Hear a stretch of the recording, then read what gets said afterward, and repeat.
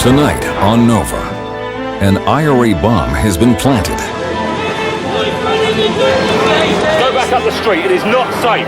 Move. Someone must defuse it, quickly, safely. It's the most incredible power I'd ever seen unleashed, and all from striking a box of matches. In this deadly cat and mouse game, science is the key to survival. Bomb Squad.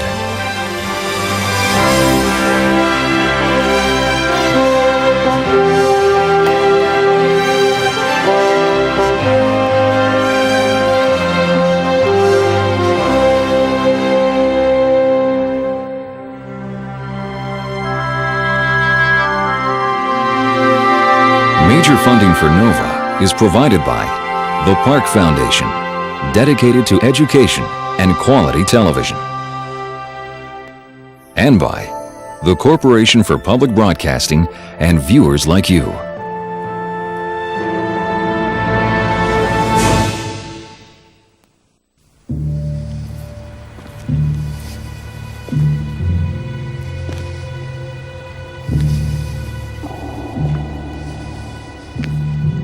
Approaching a terrorist bomb requires a special kind of courage. This soldier is a member of an elite corps of the British Army which disarms terrorist bombs. It is the busiest bomb squad in the world.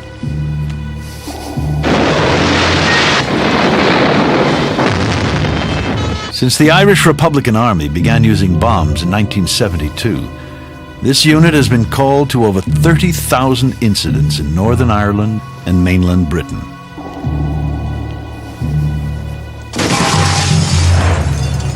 The IRA's bombing campaign instigated a deadly game of cat and mouse that has led to highly sophisticated counter-terrorist tactics.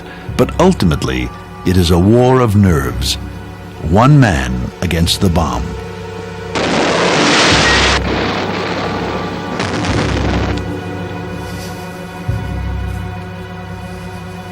This final approach is often described as the long walk.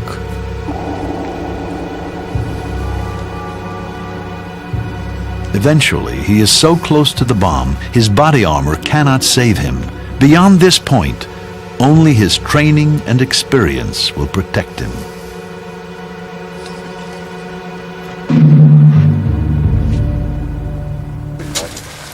You see who'll come and answer the door. You want to keep an eye down the side.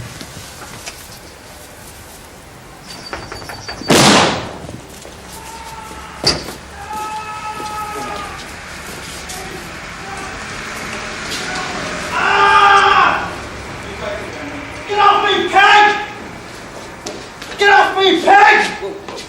Peg! Ah! Where's my hand? Ah! Get off me! In this exercise, a small homemade bomb has accidentally gone off in the bedroom of a bomb maker's house. The bomb disposal technician must ensure there's no risk of other devices detonating. Hello, yes. Hi, stuff's on Andy. How you doing? Let's try now.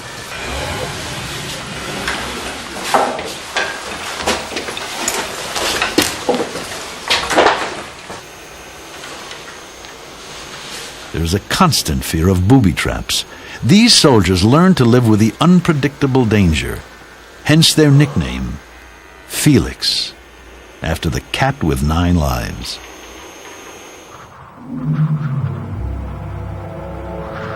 These buildings have seen some of the most fiendish plots to catch the bomb disposal man off guard.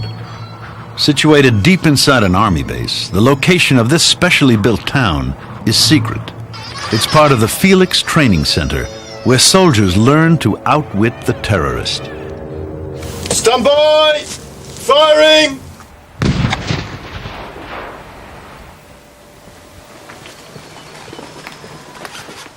To get inside the mind of the enemy, they must learn the secrets of a long list of lethal devices. This is a terrorist bomb factory staffed by the British Army. These men are manufacturing do-it-yourself bombs to exact terrorist specifications. The Semtex blocks and detonators contain no explosive, but the circuits are real, so they can test the skills of the people who must defuse them. They are taught never to underestimate the cold-blooded precision of IRA bombs.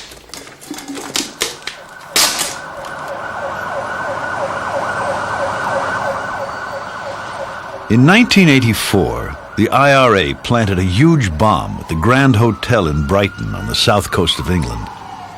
It had been left months before and was time to go off when the Conservative Party conference was in town. 5 people died and many more suffered terrible injuries. 7 years later, 10 Downing Street was the target. The IRA launched a mortar bomb at the Prime Minister's residence, striking at the heart of government. Go back up the street. It is not safe. Move. It was the climax of a violent campaign that had brought terror to the streets of London from Northern Ireland. Since the 70s, more than 3,000 people have been killed.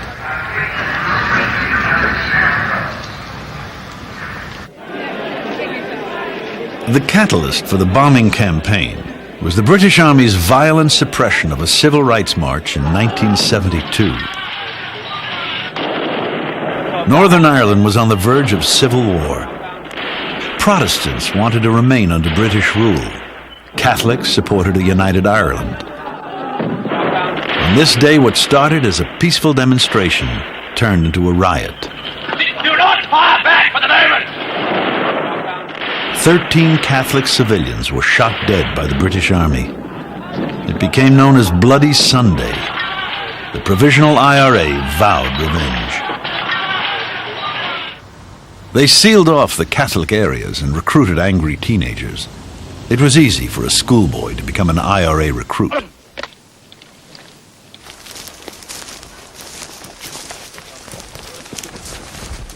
I had enough imagination to imagine I was like Michael Collins or Eamon de Valera. And the problem is imagination doesn't allow for victims, doesn't allow for civil rights and human rights. You're dealing with teenagers who are imagining this is a great war like in a movie, you know, like Full Metal Jacket or something, you know, or The Specialist, you know, like Man from U.N.C.L.E., Ilya Kuryak and Napoleon Solo. It was a feat of imagination, and it was the puncturing of imagination at court and in prison that brought reality to bear. And that's where I now live, in reality.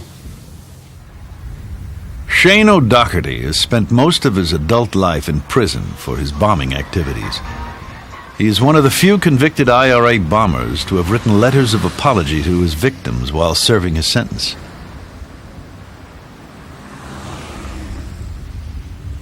He now renounces violence, but he carries with him chilling memories of his acts of terror. When I was the Brigade Explosives Officer for Derry at the age of 19, this nice-looking house, one of its upper rooms was my secret bomb factory. This was the place from which I made the timing devices for any of the bombs that would have worked in the city, any of the incendiary devices, any booby traps. And in fact, I used to be able to sit at that upper window at night and say incendiary devices will be going off in shops in the city centre. And because we're on a raised part of the city here, we could see them. And within half an hour, the fire brigade next door would be racing off, so we could time things to the minute, you know. We were all the time trying to improve the devices and tried to avoid Felix ever getting time to get there and defuse it. So, you know, you're always trying to avoid the scenario where Army Bomb Disposal guy got there and got time to work on it. There have been many technical advances in the size and complexity of improvised bombs, as one of the Army's chief counter-terrorist officers recalls. It developed from some very crude early days, beginning in the early 70s with a massive uncoordinated campaign of bombing attacks, to now some quite sophisticated techniques using modern electronics, to which we eventually produced some solutions. We lost operators in doing that early development work. As we produced a solution, they often produced a countermeasure. They produced a new threat, we produced a solution, and so on. So it has been a game of technological leapfrog over the years. Fire in!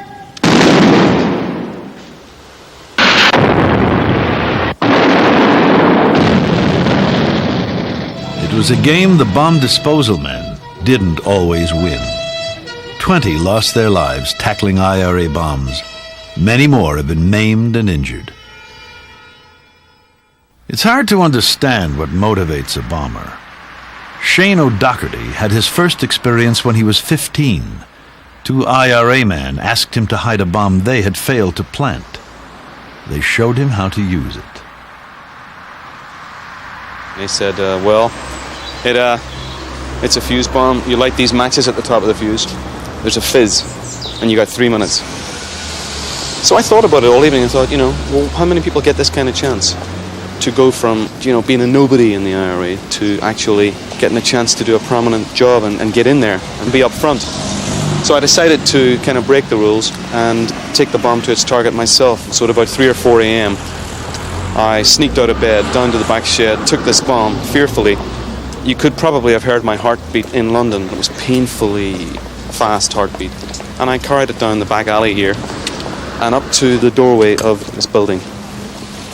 Trembling with fear, I nevertheless rubbed the matches on the fuse. There was a fizz, and I got the hell out of there.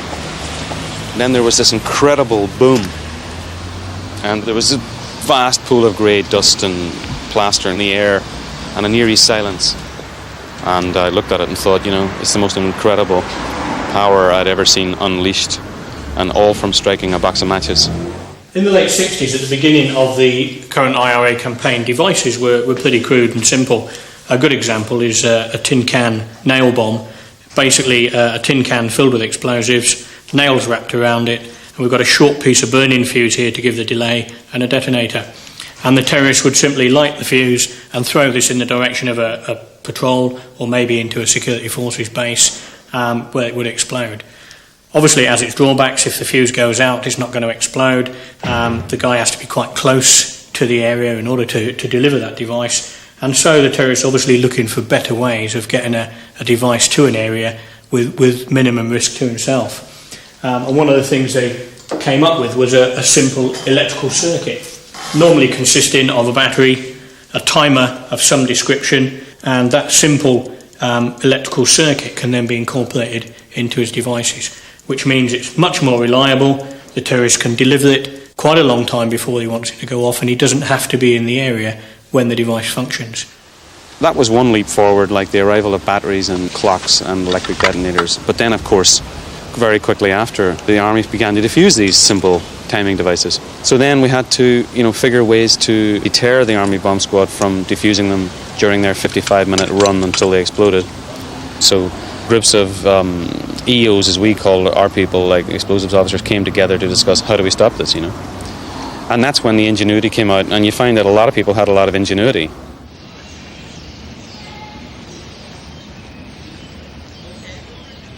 The IRA started to booby-trap bombs with anti-handling devices. If the package was moved, a tilt switch would trigger the electrical circuit and set off the bomb. The Army became adept at using a hook and line to pull suspect parcels away from buildings.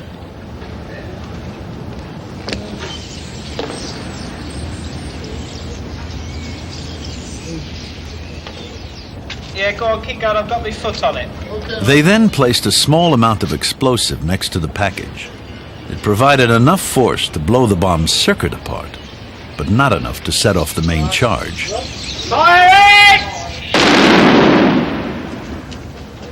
The idea of putting your bomb inside a wooden box screwed down all the way around meant that, first of all, it couldn't be easily seen what was going on inside it. That was the first part. And then people were saying, well, hell, if it's an army bomb disposal team, let's give them something to work for. Like, let's not aim just for the building in which we're trying to get our bomb to explode. That's reason enough to put an anti-handling device on. But then they thought, let's take out, instead of trying to shoot a soldier on the border or shoot a soldier walking up the street in Derry, let's try and take out the ATO. The IRA started targeting the bomb disposal man himself. But these booby-trap devices were much more dangerous to plant. The best way of delivering such a bomb was in a car. The Army needed to react quickly to this new threat.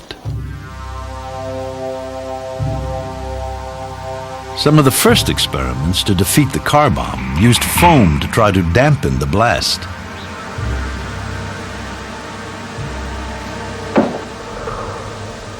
The car is filled with foam, and on firing the charge, there are hardly any visible effects.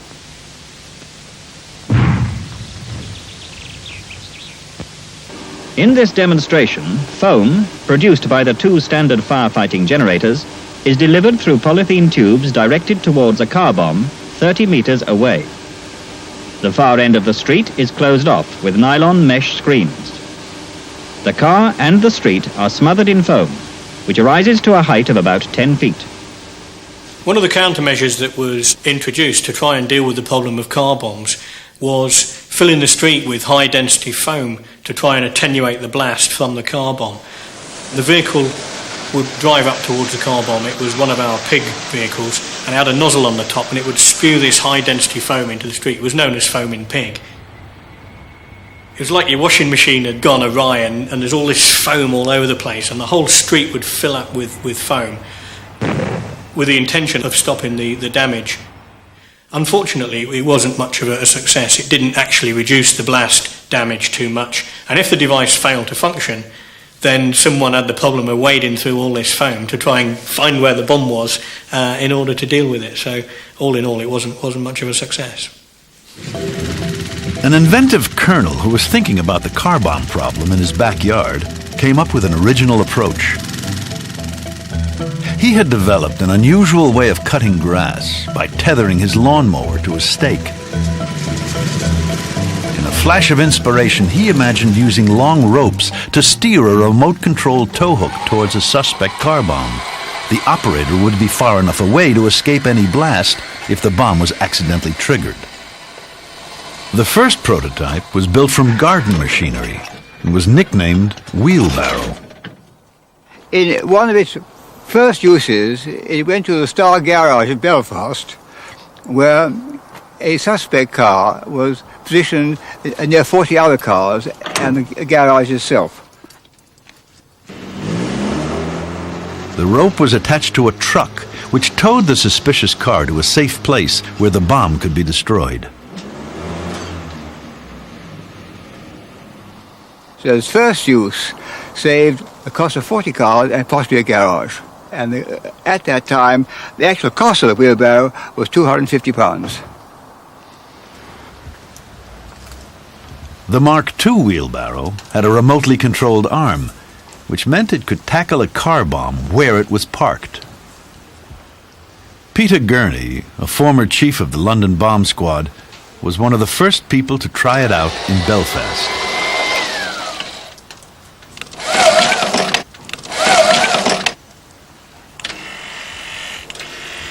This machine was really the first of the car bomb killers because it had on the front an attachment to break a car window. Now, the idea was that you drove up until this part actually came in contact with the car window. Once that was forced in, this would spring out and break the car window.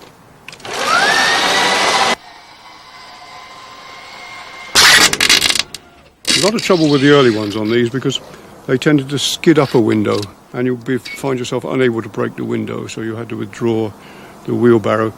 And then Colonel Miller modified them by fitting a little tungsten carbide tip in there which actually digs into the glass and stops it skidding. It delivered an explosive charge that was designed to disrupt the car bomb components without detonating the bomb. The tube of explosive was called candle. Candle consists of 108 grams of aluminized explosive contained in a plastic tube and initiated by an electric detonator. When candle is fired, the car is opened up and there is a high probability that the IED will be completely disrupted.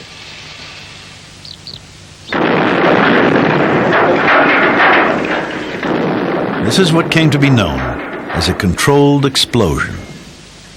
I've got a very soft spot for this particular model. It did save my neck many times in Belfast. I'm sure it saved an awful lot of operators' lives. The early models all had long umbilical cords to control their movement. Sometimes these would become jammed in doorways. So they fired a metal spike into the floor to hold the door open. This was the first wheelbarrow to have a television camera enabling the operator to hunt for the bomb. It also had tank tracks which could climb stairs.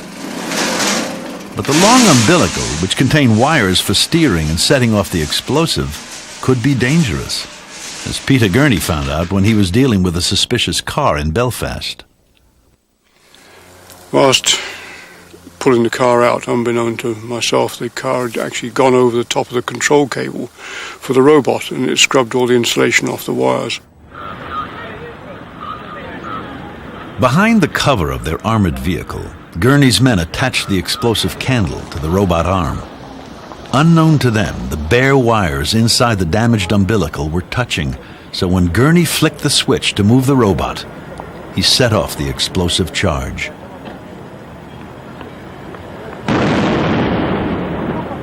They were standing just a few feet away from the explosion.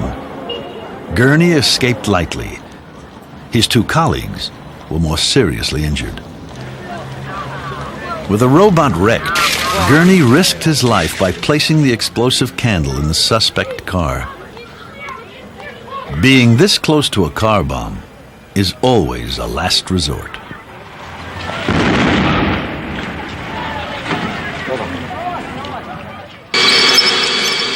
Today, robots are usually radio-controlled. In this army exercise, there is the added complication that the bomb the soldiers are trying to locate is radio-controlled too.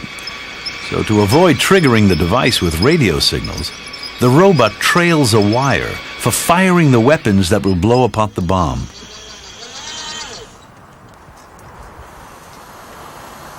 Some aspects of this scenario are off-limits to cameras. They have been told the bomb has been planted outside an insurance office.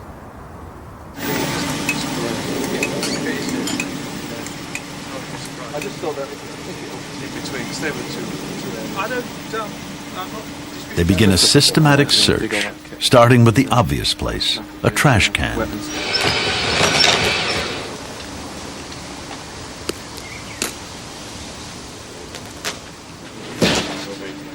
Unfortunately, it's empty.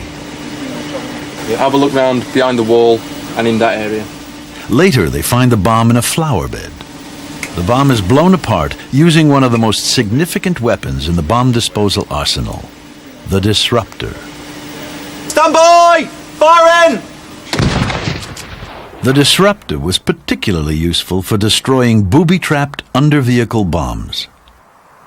Initially, when the current campaign started, the only tools the bomb disposal operator had was really a Stanley knife, a few hand tools, a ball of string, and some detonating cord. But this, of course, meant you had to be with the bomb while you were defusing it, which is not a good idea.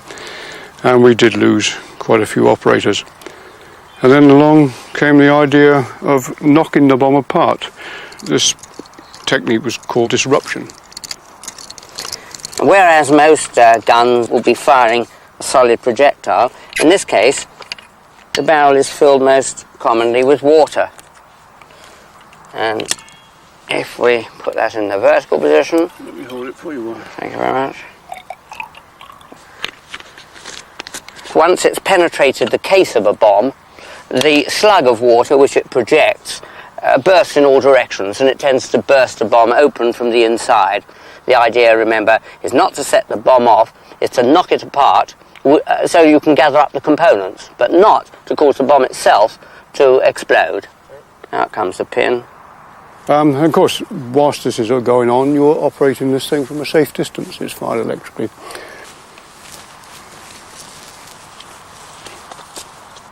Firing! 4, 3, 2, 1.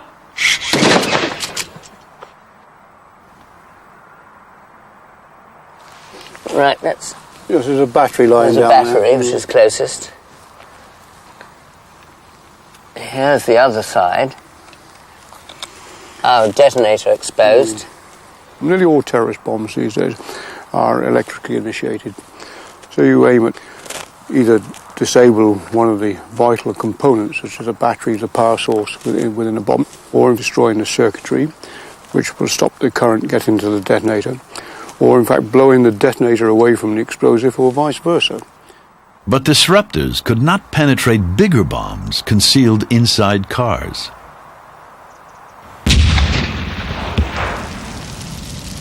The Army had to resort to controlled explosions, which sometimes set off the whole bomb. As the IRA began planting bigger booby-trap devices in the trunks of cars, this became an increasingly dangerous problem. What I've got here is a typical example of a booby-trap device built into a beer keg. Beer kegs were used for quite a while as the container for the main charge, a main explosive charge, and they contain about 100 pounds of explosives. But hidden inside is a booby-trap switch. The booster bag on top, which provides the initial kick to get the explosives to function, is connected to this hidden explosive device. And if the operator is inclined to stick his hand in and pull out the booster bag, he'll set this device off, setting off the whole of the explosive charge, and that will kill him. Here we have a beer keg. The beer keg may well contain beer. On the other hand, it may be a bomb. The ingenuity of the IRA was matched by the imagination of inventors like Sidney Alford, who devised new countermeasures to remove bombs from car trunks.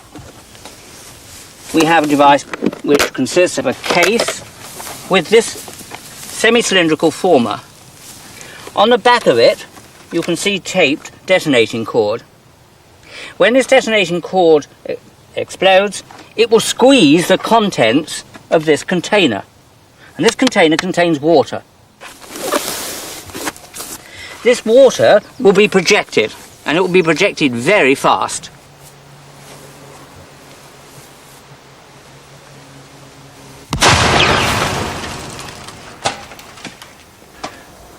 Propelled by high explosive, the slug of water blasts straight through the gas tank and without igniting the fuel lifts the beer keg 50 feet clear of the car. It can then be more completely disarmed. But as scientists produced countermeasures, the IRA continued to come up with new devices. You were always aware, like making these devices, that any one of them could explode and kill you, particularly our kind of homemade devices. Or that somebody else's mistake could kill, you know, which often happened to IRA volunteers. But no, you just didn't think about it. I mean, you tried not to think about it. Sometimes when you were standing with a 1,000-pound lorry bomb or truck bomb, or standing on a landmine of 1,000 pounds of explosives, you know, it would occur to you, what would it be like if this went off, you know? What would death be like in that kind of horrible, massive explosion, you know? And in one case, when I was blown up by a letter bomb device, and I still have some of the damage on my body from that, I remember seeing the detonator of the device on a table in front of me explode. And all I remember seeing is this incredible rainbow of colours going past me, followed by a ferocious bang that blew me out the window of a house. And a couple of days later, I was back in the job again, you know. Shane O'Doherty was one of the first IRA bomb makers to experiment with letter bombs. After he blew himself up on this street in Derry, the IRA offered him a more dangerous mission. One of the top GHQ guys came to see me when I was recuperating. How would you feel about going to London and, really making a splash? And I thought, my God, you know, this is the world? Sure. So, you know, it was like something as simple as 2-3 weeks later, I stuck some 4-ounce packets of black plastic explosive in a rucksack. I stuck some electric detonators in the tube frame of a rucksack. I just took a flight to London with about 500 pounds in my pocket. Went to a flat agency, got a flat. Went out and bought a who's who and some stuff, and little batteries and pieces of wire and tape and aluminium foil, and that's it. This is a book bomb, which would be wrapped in paper and sent as a parcel through the post. And it's similar to the sort of things that the likes of Shane O'Doherty would have produced. On unwrapping the device, we find that it's been hollowed out, and inside there's maybe 3-4 ounces of Semtex and a booby-trap switching mechanism, again containing a safety device for the terrorist, so that whilst he's constructing the bomb, he doesn't put his life at unnecessary risk. And these sort of things have been sent right away through the campaign to all manner of people, army officers, members of Parliament, and that 3 or 4 ounces of explosive, if you're holding it close to your body like this, would certainly be enough to kill you.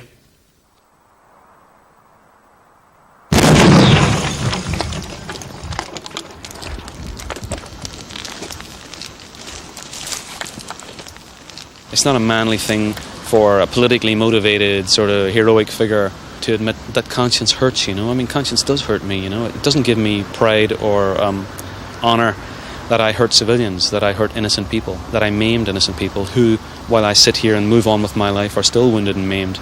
It doesn't make me feel good. And it even grew upon me, and nobody warned me that it would, that later that hitting so-called legitimate targets hurt my conscience, you know. Peter Gurney defused many of O'Doherty's bombs. Letter bombs are all designed to go off when opened. They're essentially anti-handling devices. But fortunately, X-ray had come in, and we were able to use this to make out what the contents of the letters were. These were a great innovation, these machines, the lightweight X-ray machines. This is a suspect package in this case, which we'll put in front of it. Stand the X-ray machine about 1 metre off. Now if we move back,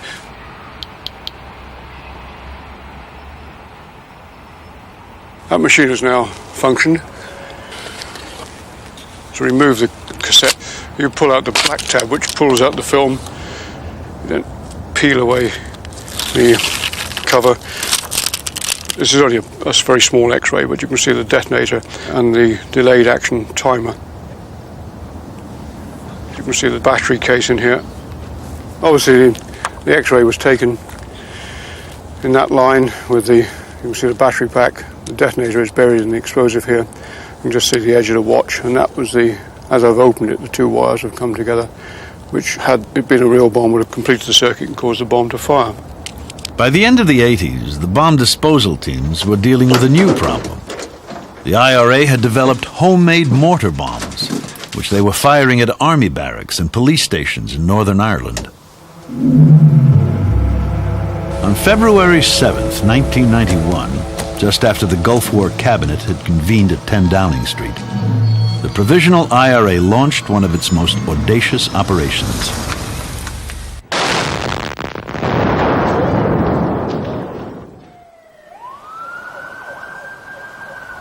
Half a mile away, they had parked a van and set a short timer to trigger a set of explosive charges.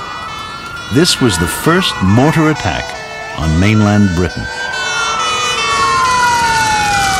Peter Gurney, as head of the London bomb squad, was on the scene within minutes.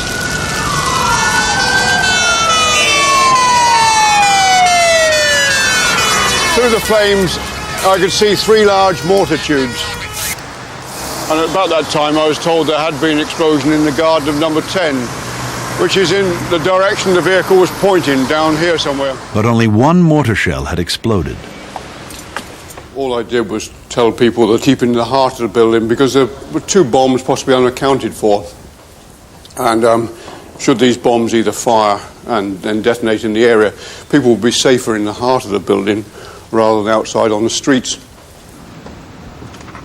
Having been led through the garden, when it was a quick look around, and it was quite obvious that the bomb had gone off at the bottom end here. Where there had once been a cherry tree, there was a smoking crater. The blast had showered the cabinet office with glass and debris. Shrapnel damage is still visible on the garden walls. This is the type of mortar that was used in the attack on Downing Street. It's what we call the Mark 10. It consists of a steel tube filled with explosives loaded into a slightly larger steel tube, and it's launched by a propulsion charge in the base. On launching, this pin, which is held by a wire, is pulled out, and this spring-loaded arming pin pops out, allowing the working parts of the fuse to detonate when it strikes the target. And out it comes. 2 of the 3 mortar bombs failed to explode, landing on the other side of the wall, near a statue of Lord Mountbatten, himself a victim of a terrorist bomb. Working alone to avoid placing others at risk, Peter Gurney locked the bomb between his legs and tried to remove the fuse. And then slowly I became aware that it was getting quite hot, and there was a great scream of anguish. My balls were on fire. The bomb was almost red hot, and I got off it rather quickly, found some snow, which was beginning to snow at the time, and packed into my trousers, and then sat on the bomb again, and eventually managed to get the 4 bolts out.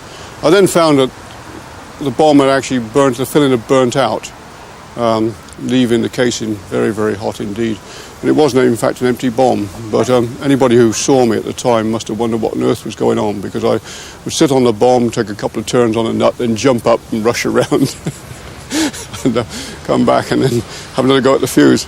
I was somewhat disappointed, having got the fuse out, to find it was empty. But That's an odd reaction. Why?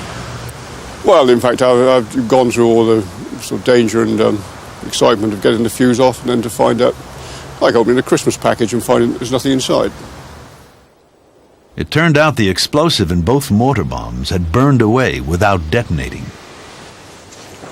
In bomb disposal training, young soldiers learn from the experiences of veterans like Peter Gurney. To qualify for duty in Northern Ireland, the men must get through this course. It has one of the highest failure rates in the British Army. We believe that a knowledge of terrorist tactics will aid your threat assessment. It will make you better at assessing the threat when you arrive at a scene. And what you will find is certain lessons that have been learned over the last 25 years, they will be illustrated and amplified by the things we talk about. Because there are jobs that we can actually specifically point to, which led us then on that tack. One of the most dreaded tactics was the hostage bomb. The IRA would tie a hostage into a van loaded with explosives and order him to drive to an army barracks. Luckily, in this case, the driver was freed by a sentry just before the explosion. In 2 similar incidents on the same day, the hostages were killed. To teach soldiers how to deal with such incidents, exercises are staged to test their ability to assess hidden danger. In this case, a radio receiver has been wired up to a trunk full of homemade explosives. The cable for that runs around the back, along here, joins up with the one from the front, around here, and onto the detonator there. Something this size is going to give you a really bad date.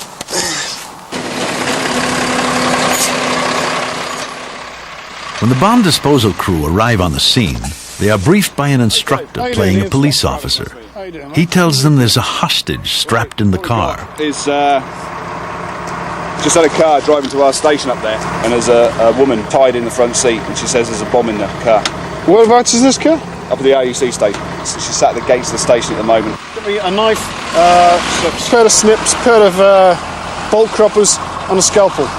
Okay, she's sat in the bloody passenger seat there. Yeah. It's a black Fiat Panda, and there's a box on the back parcel shelf. Scalpel? Yeah. Okay, I'll be back in a mo, Inspector Trump. This incident is a bomb disposal man's worst nightmare. There's no time to put on a protective suit or send in a remote-controlled robot. In this situation, as the IRA is well aware, the bomb disposal man must risk his own life to save the victim. If the car is booby-trapped, pulling the door open might set off the bomb. Yeah, okay. Don't move, whatever you do.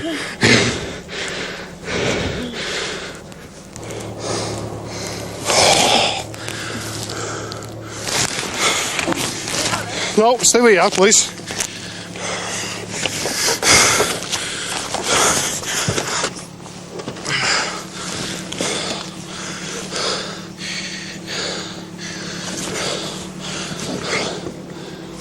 He searches for the detonator, the small explosive tube which sets off the main charge and forms the vital link between the electronic circuit and the bags of explosive.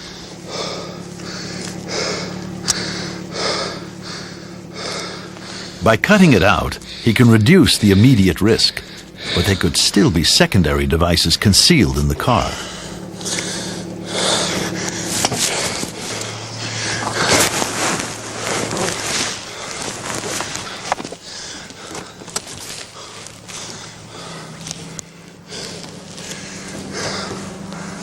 How much longer can I get out? No, you stay where you are, okay? He's found a wire connected to the driver's door. If opened, it could set off an explosive charge. Yes, you can come out this side, okay? Come on. Here's the camera. Let's go.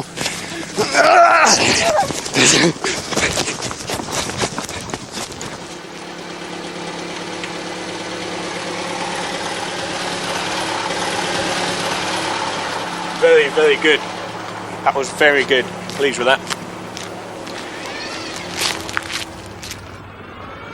Once the area is clear, the crew can send in a remote-controlled robot to finish off the job. Stand by! Firing!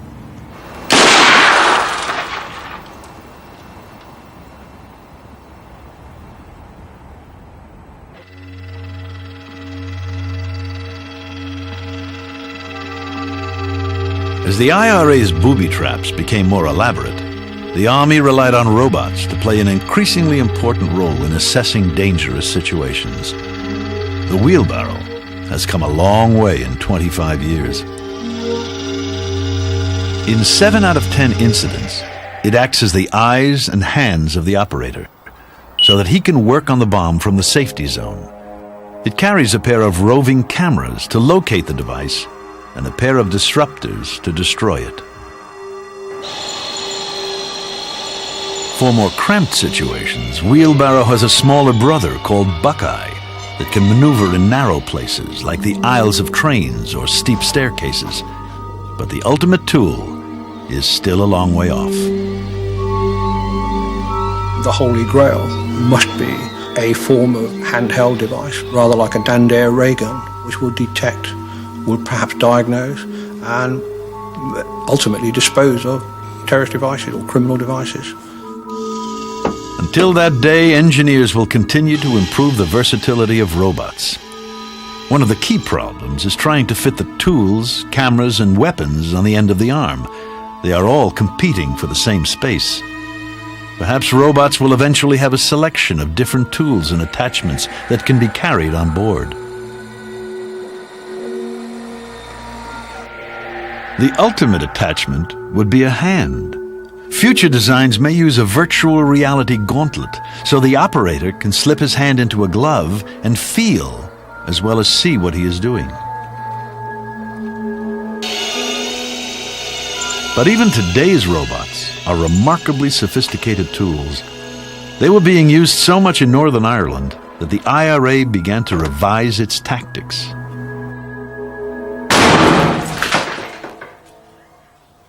If the bomb disposal team are going to send any robot anyway, who cares? Then you got to think, where are they going to send the robot in from?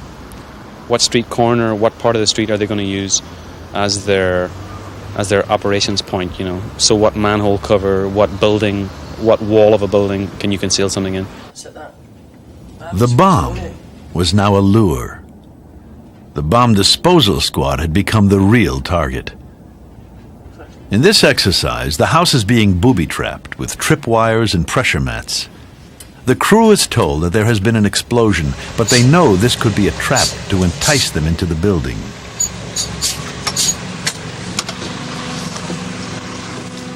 It's the commander. That's right, hi, it's Sergeant Murphy, 8 Royal Irish, how do you do? Nothing must be taken for granted when training for duty in Northern Ireland. Step back.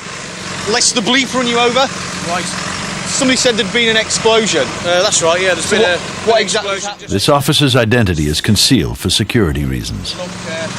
Just to the front of your ICP there. You probably see the dirt in the road. Firing points in this house up here on the right-hand side. Okay. We've had a good look around and we found a battery pack in there as well on an item of furniture. Right. Okay. We got an explosion. When did the explosion actually take place? Right, it was a while ago actually. It was about 6:20. To have such a small explosion that nobody gets killed, especially when they had the potential to put something really big out and catch them. She's going to put a device at you as well. Yeah, so I've got a feeling that there might be something, a big bomb in the bloody chest of drawers or something like that. So we'll have to have a look-see. They decide to send in a robot to inspect the house. Through the doors. We'll see if we can get in with Wheelbarrow, and if we can't, then I might use Buckeye. But see if you should be able to get in with Barra, to be honest.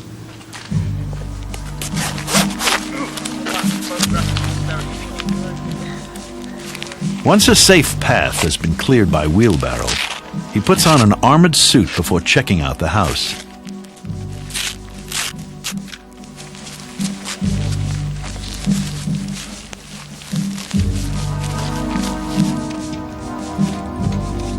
Just as a soldier never goes on duty without his rifle, so a bomb disposal man always takes a disruptor.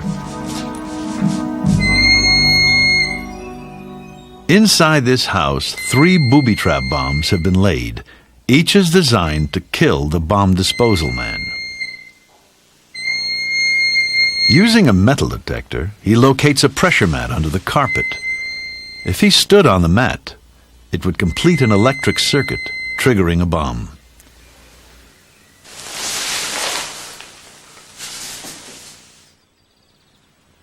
He scans each doorway with a thin metal wand and a flashlight, searching for tripwires. Often these are thin fishing lines which are very hard to see. By focusing his eyes along the wand, he can concentrate his attention. Meticulously following these procedures, searching according to a well-defined plan prepares him for the dangers he may soon have to face in Northern Ireland. He catches the glint of light from a fishing line and follows it to a homemade bomb hidden round the corner. I suppose had you come through the whole house and set all 3 devices off without finding them, then yeah, you'd be a bit worried about going across there. But the whole idea is, if you look properly, use all the search equipment properly, then the only thing that's going to get you killed at the end of the day is plain bad luck. Good morning, I'm Captain Atkinson, Grim Reaper, but I think most of you know that. Before I tell you where you're going and what dates you're going, I'd just like to say well done on passing this course. There was a stage last year when I came here, and out of 11 operators, no one actually passed. So to come here today and see 7 operators is quite a luxury. So well done. Once I've told you where you're going and when you're going... They could be sent anywhere in Northern Ireland. One of the most dangerous places has been South Armagh, where the IRA controls the area and has the freedom to set the most elaborate booby traps. In such dangerous terrain, all operations are carried out by helicopter. The equipment has to be flown in because it's too risky to travel by road. These units are always aware that they might be walking into a trap, with the IRA watching their every move.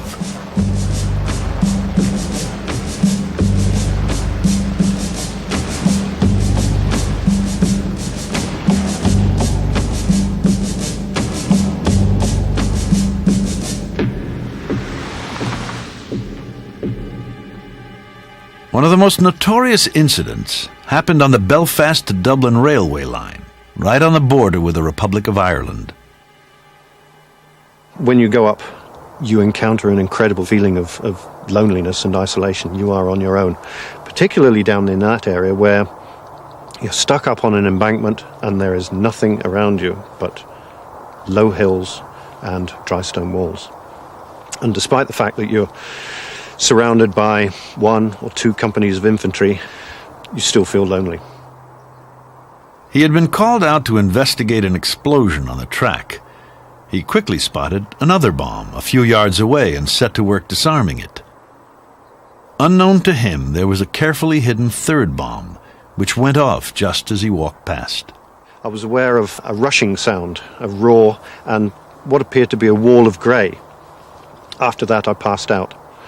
Those who were watching me say that they saw me fly through the air about 20 feet or so and then land on the ground again. I came to very, very briefly and was promptly knocked down by my number 2, who'd rushed forward to check that I was A, alive, B, in fairly big pieces. After that, I didn't really feel like taking very much more interest in the day. The bomb had been triggered remotely by an IRA man watching the scene from across the border. When the team returned 2 days later to check the area, they discovered a 4th device. I started uncovering some of the wires and found 4 bags, each containing about 50 pounds of homemade explosive linked to a detonator. I then followed the wires, expecting to find maybe a pressure mat or a radio control receiver or something like that, and found that the wire ended abruptly, one on one railway line and the other wire from the detonator on the other railway line. At this point, I was having a real problem thinking, what on earth is it here? And then just happened to look up the length of the railway line and thought, oh Christ, this is a command wire device. What they had done was use the railway lines as an alternative to domestic cable, which they use as a command wire. At that point, I got out very, very quickly. Despite wearing the suit, I could have beaten Linford Christie at that 100 metres. They quickly blew a hole in the tracks to break the circuit and prevent the IRA from having a second chance to blow up the bomb disposal man. He was awarded a medal for his bravery. There are certainly times when you think, what the hell am I doing here? Everybody just gets on with their job and does it. Certainly the next month I went on leave, and people said that I was a little bit weird, but then some people say, how could they tell? To go up against the best IRA units in South Armagh, it's an extremely brave job. I mean, in some cases, when working on such devices myself, I would think, I would look at the bravery of these kids or IRA people working on them and think, we're crazy. But to go in there for not a very great wage and for very scant thanks from the community and risk your life over some of the best devices that the IRA ever did plant and try and defuse them. I mean, they've got unbelievable courage, and a lot of people in the IRA would have no trouble at all saluting the courage of these people, because it must be one of the bravest things that a human being can take on a bomb.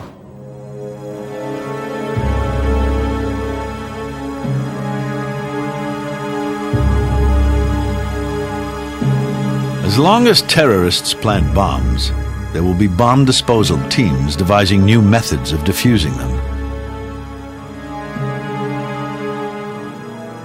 In 1995, life almost returned to normal in Northern Ireland with the IRA's ceasefire. That was shattered when a huge bomb was planted in London at Canary Wharf in February 1996.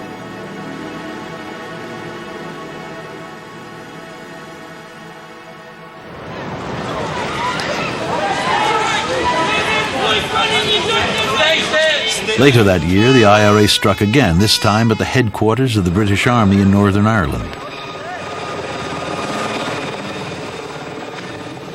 In late 1997, as peace talks continued under a fragile new ceasefire, the men of the bomb squad hoped that the deadly cat-and-mouse game with the IRA might soon be over. One thing will never change: the universal horror of the terrorist bomb.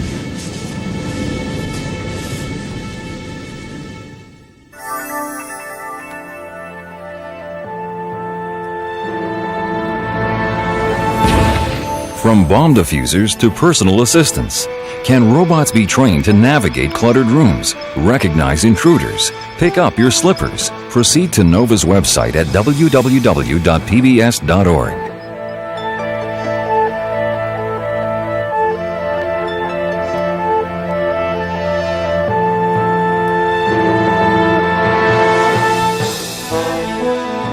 To order the show for $19.95 plus shipping and handling, call 1-800-255-9424.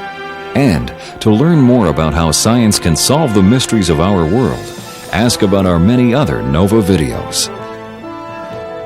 Next time on NOVA, he conquered Fermat's theorem and made international headlines. It was so indescribably beautiful. The world of mathematics will never be the same. I was flabbergasted, excited, disturbed. How did this man solve an enigma that mystified the greatest minds for centuries? The proof.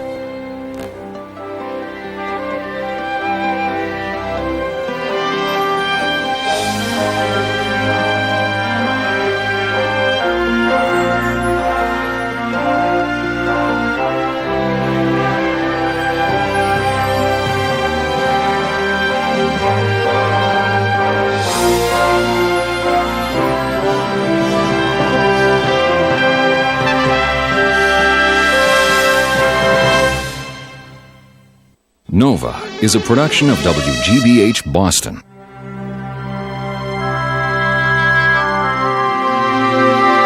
Major funding for Nova is provided by the Park Foundation, dedicated to education and quality television, and by the Corporation for Public Broadcasting and viewers like you.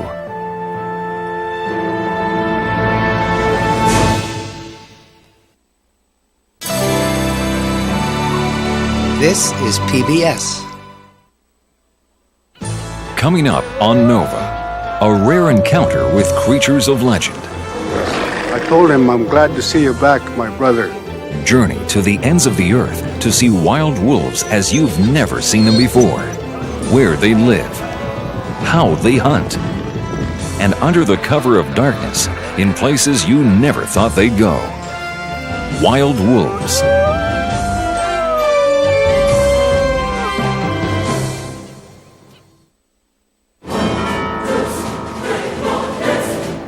For 10 years, we've been making history.